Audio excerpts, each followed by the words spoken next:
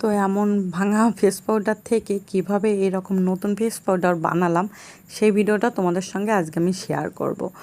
তো কি বলবো, দুঃখের কথা, আমার হাত থেকে আমার ফেস পাউডারটা পড়ে যে একদম ভেঙে গেছে। তো টাকা দিয়ে কিনতে হয়েছে।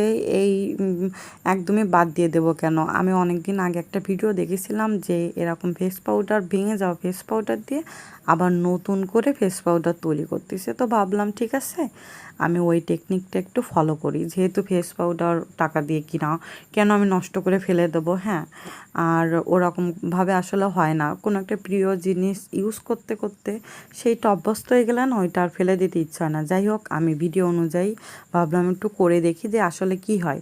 তো ফার্স্টেই ওই ফেস পাউডারটা সুন্দর করে গুঁড়ো করে নিতে হবে। তো হাত দিয়ে করতেছিলাম, কিন্তু হাত দিয়ে হচ্ছিল না। তারপর কাগজের পরে ঢেলে সুন্দরভাবে করে নিলাম। আসলে এক হাতে ক্যামেরা ধরা ছিল, আরেক হাতে